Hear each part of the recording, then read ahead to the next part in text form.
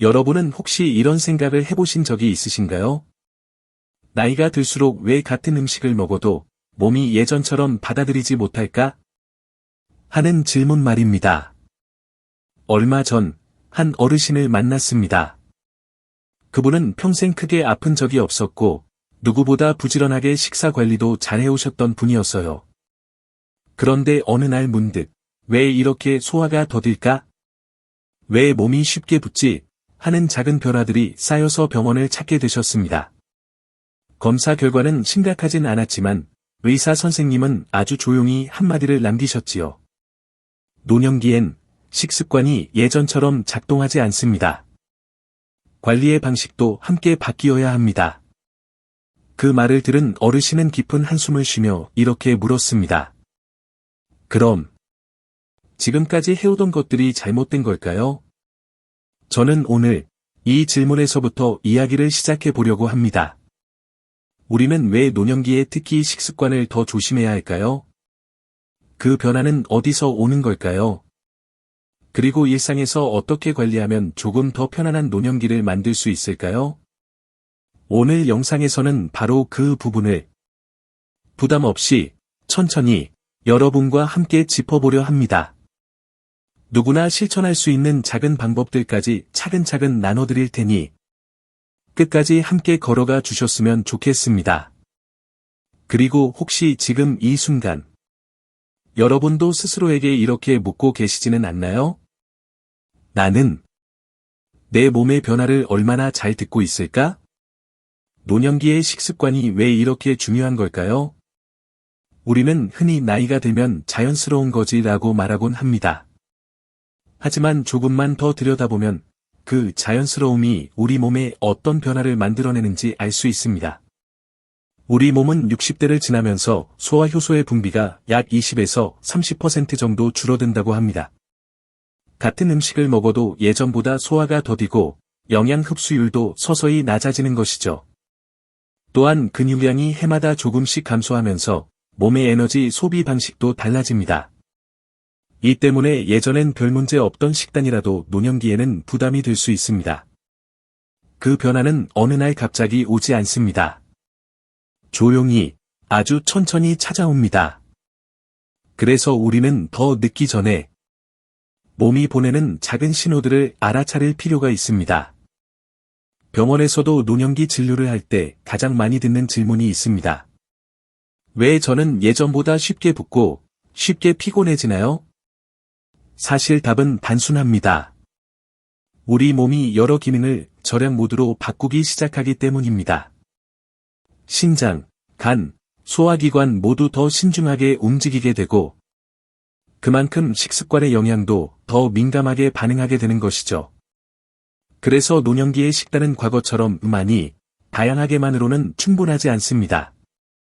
적당한 양, 맞는 조합, 그리고 몸에 무리가 가지 않는 방식이 중요해집니다. 이것은 단순히 음식을 잘 먹는 문제가 아니라 남은 인생을 어떻게 편안하게 보낼지와 연결된 문제이기도 합니다. 오늘 영상을 준비하며 저는 이런 생각을 했습니다. 우리가 조금만 더 일찍, 조금만 더 정확하게 노년기의 변화를 이해할 수 있었다면 얼마나 많은 분들이 더 가벼운 몸으로 더 편안한 일상을 누릴 수 있었을까? 그리고 지금 이 순간 여러분은 어떤 변화를 떠올리고 계실까요?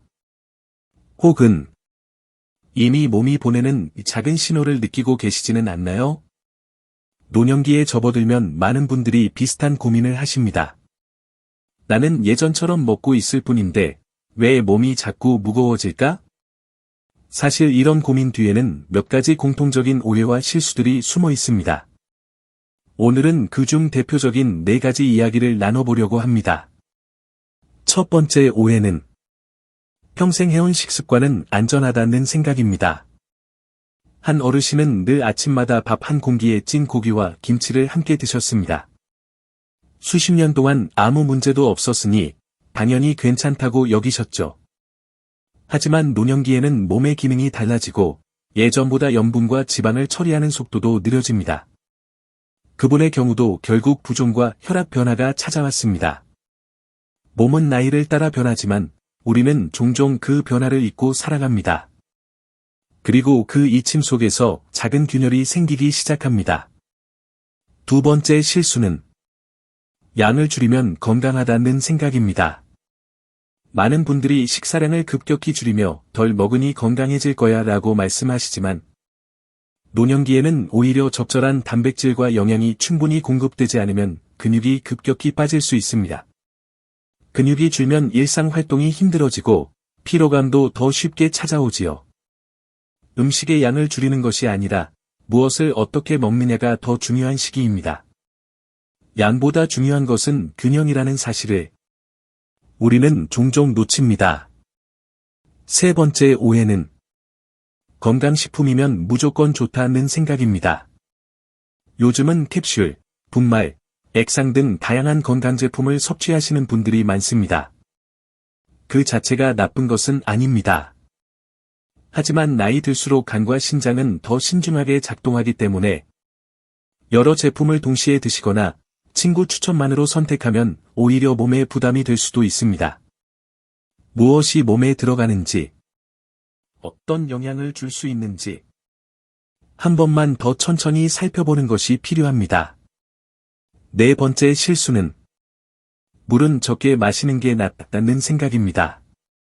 부종이 생기거나 소변이 자주 마려우면 물을 의도적으로 줄이시는 분들이 많습니다.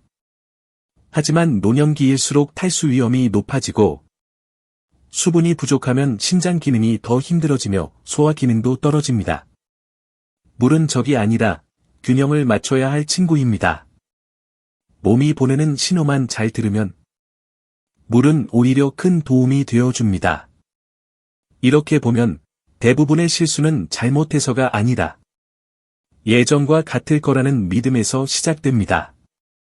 우리는 익숙함 속에 머무는 동안 몸의 변화를 알아차리지 못하곤 하지요.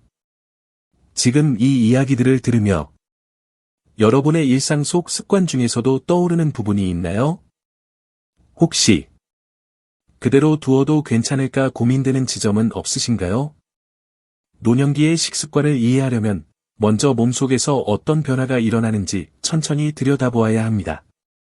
의학적인 내용이지만 가능한 한 쉽게 일상과 가까운 비유로 설명드리겠습니다. 먼저 소화 기능의 변화입니다.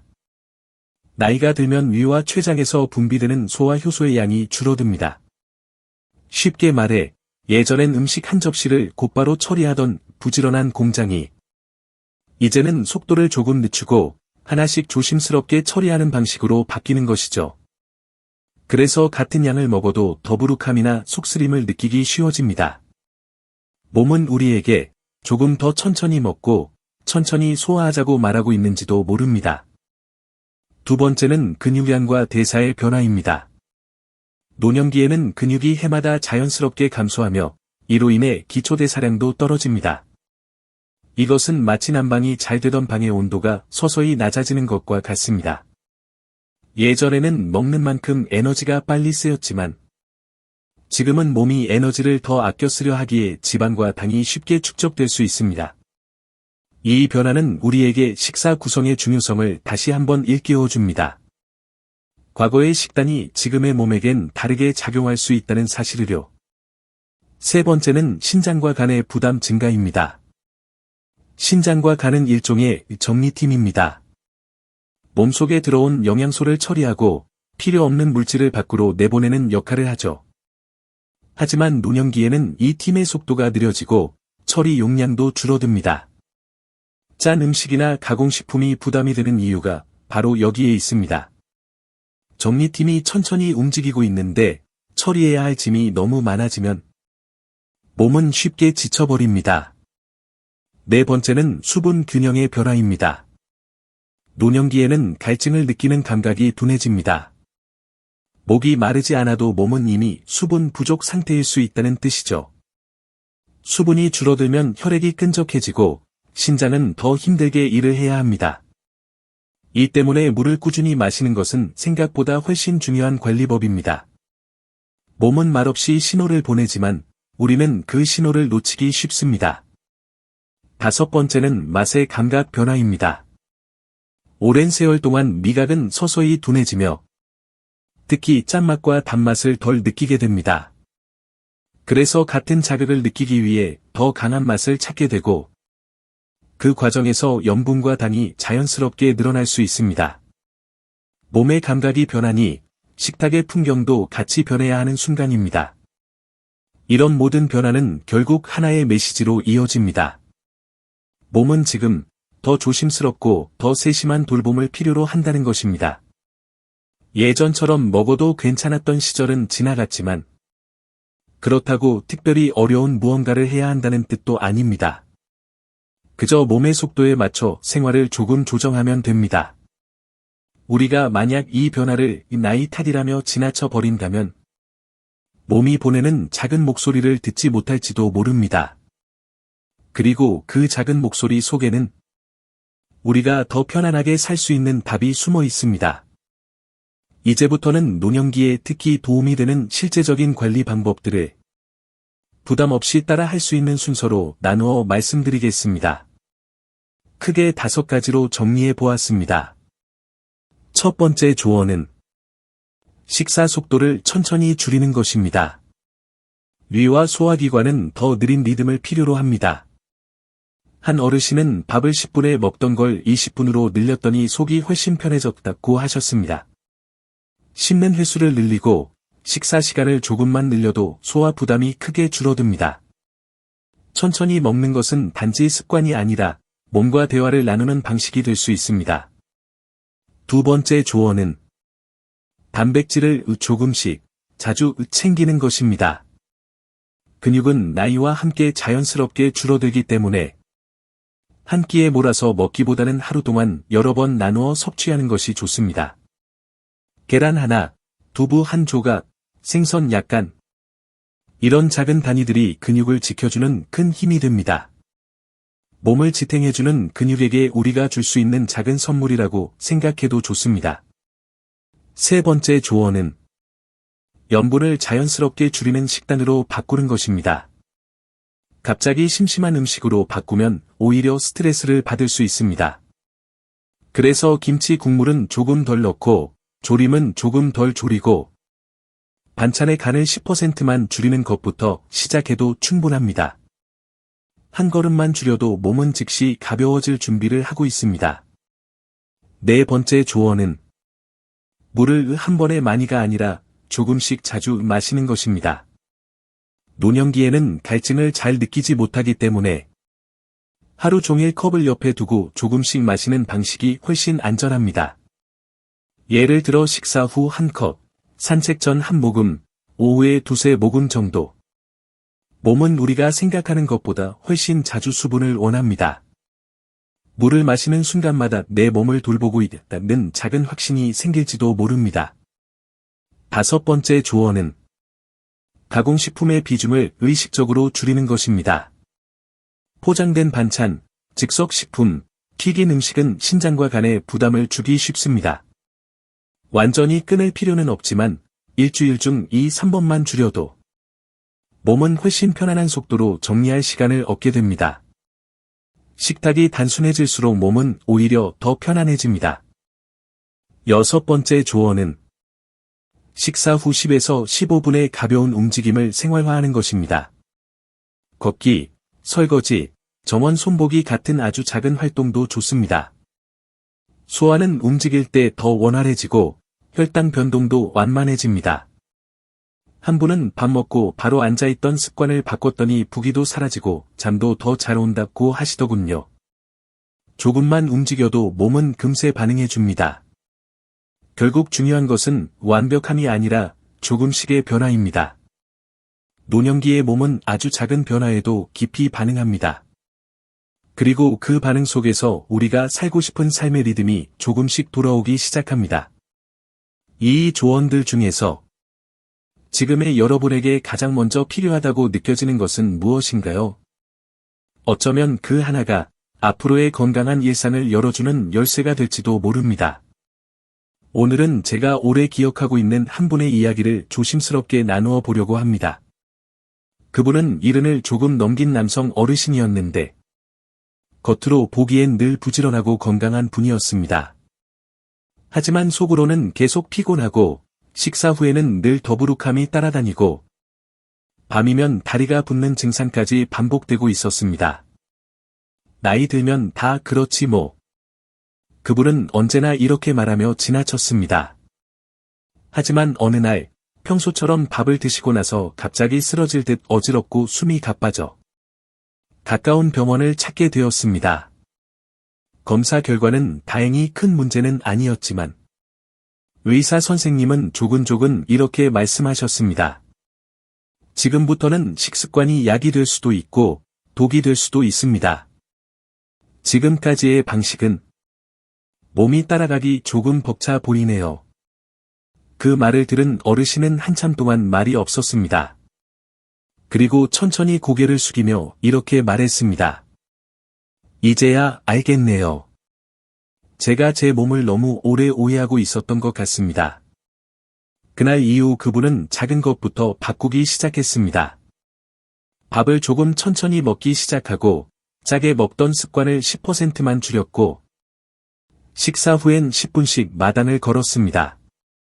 물이 잘 안 넘어간다 하시던 분이었지만 컵을 옆에 두고 조금씩 마시다 보니 하루 2컵이 3컵이 되고 3컵이 어느새 넉넉한 양으로 늘어났습니다.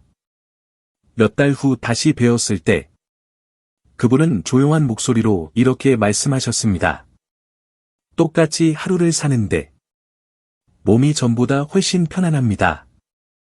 예전엔 몸이 나를 끌고 가는 느낌이었는데 요즘은 내가 내 몸과 발맞춰 걷는 기분이 들어요. 그 말을 듣는데 저도 모르게 마음이 따뜻해졌습니다. 크게 바꾸지 않아도 조금만 귀를 기울여도 몸은 우리에게 곧바로 응답해 준다는 것을 다시 깨달았기 때문입니다. 그리고 저는 문득 이런 생각을 했습니다. 혹시 우리도 일상 속 작은 불편들을 그냥 나이 탓이라고 넘기고 있지는 않을까? 그 작은 신호들 속에 지금 우리가 가장 먼저 돌봐야 할 답이 숨어 있을지도 모릅니다. 오늘 이야기한 내용들을 노년기 식습관 관리의 핵심만 간단하게 정리해 보겠습니다. 하루하루 실천하기 쉬운 7가지 체크리스트입니다. 첫째, 식사 속도를 천천히 하고 끝까지 잘 씹기. 몸의 리듬에 맞춰주는 가장 기초적인 배려입니다. 둘째, 단백질을 한 번에 많이가 아니라 조금씩 자주 챙기기. 근육을 지키는 작은 습관이 큰 변화를 만듭니다. 셋째, 짠맛과 단맛을 자연스럽게 줄이기. 10%만 줄여도 몸은 분명히 반응합니다. 넷째, 물을 한 번에 많이 마시지 말고 조금씩 자주 마시기. 갈증이 없어도 수분이 필요하다는 사실을 기억해 주세요. 다섯째, 가공식품의 비중을 줄이고 단순한 식단으로 돌아가기. 몸이 편안해지는 가장 빠른 길입니다. 여섯째, 식사 후 10에서 15분간 가볍게 움직이기. 걷기만 해도 소화가 달라집니다. 일곱째, 몸이 보내는 작은 변화를 그냥 지나치지 않기. 불편함은 늘 이유가 있고 그 이유가 곧 해결의 실마리가 됩니다. 이 7가지는 어려운 목표가 아니다. 지금의 나와 내 몸을 조금 더 따뜻하게 바라보는 방법일 뿐입니다. 오늘 이 중에서 여러분의 일상에 가장 먼저 들어올 수 있는 한 가지는 무엇인가요? 오늘 우리는 노년기의 식습관이 왜 중요한지, 그리고 아주 작은 변화들이 어떻게 몸을 편안하게 만들어주는지 천천히 살펴보았습니다. 노년기는 무엇을 포기해야 하는 시간이 아니다. 오히려 내 몸의 속도와 가장 잘 맞춰가는 법을 배워가는 시기라고 생각합니다. 몸은 늘 우리에게 조용히 말을 걸고 있습니다. 때로는 피로함으로, 때로는 붓기나 속 더부룩함으로. 그 신호들을 조금만 더 부드럽게 받아들일 수 있다면 우리의 하루는 지금보다 훨씬 더 가벼워질 것입니다. 여러분이 오늘 이 영상을 통해 자신의 몸을 조금 더 따뜻하게 바라보는 시간을 가지셨기를 바랍니다. 그리고 혹시 주변에 요즘 들어 몸이 예전 같지 않다고 조용히 걱정하시는 분이 계시다면 이 영상을 조심스럽게 전해주셔도 좋겠습니다. 누군가에게는 그 작은 공유가 더 편안한 노년을 여는 첫걸음이 될지도 모릅니다. 오늘 함께 해주셔서 진심으로 감사합니다. 여러분의 하루가, 그리고 여러분의 몸이 앞으로도 오래도록 편안하고 따뜻하기를 진심으로 바랍니다.